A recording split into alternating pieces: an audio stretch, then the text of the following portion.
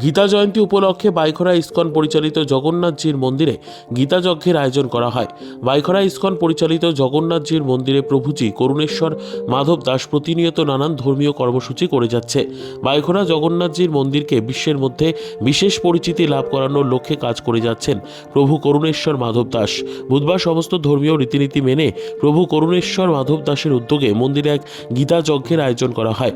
প্রভুর উদ্যোগে আয়োজিত আজকের এই যজ্ঞানুষ্ঠানের রাজ্যের বিভিন্ন প্রান্ত থেকে ব্যাপক হারে ভক্তদের সমাগম ঘটে। আজকের এই গীতা যজ্ঞের কর্মসূচি ও কেন এই গীতা যজ্ঞ পালন করা হয় তা নিয়ে বিস্তারিত তথ্য সংবাদ মাধ্যমের সামনে তুলে ধরলেন প্রভু করুণেশ্বর মাধব দাস। সবাইকে আমাদের চ্যানেলের মাধ্যমে শুভ গীতা জয়ন্তীর শুভেচ্ছা এবং আপনাদের যারা এশিয়ান মিডিয়ার বন্ধুরা আপনাকে অনেক শুভেচ্ছা। আজকে পবিত্র গীতা জয়ন্তী।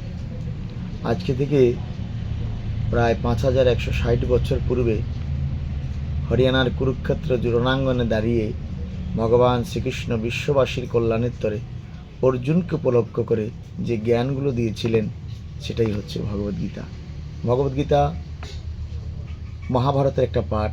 ভীষ্ম পর্বের 25তম অধ্যায় থেকে 42তম অধ্যায়, যে 18টা অধ্যায় আছে সেটাই হচ্ছে গীতা।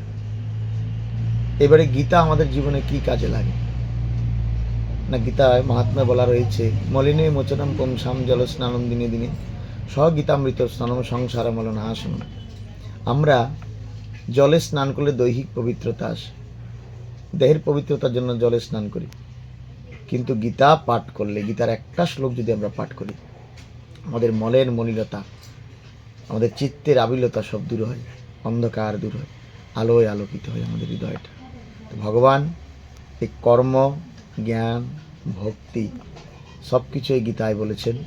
তো আমি সবার কাছে অনুরোধ, আজকের এই পবিত্র দিনে আপনারা গীতা পড়ুন, গীতার পূজা করুন, গীতা দান করুন এবং ভগবানের সন্তুষ্টি বিধান করুন, মানব জীবন ধন্য করুন।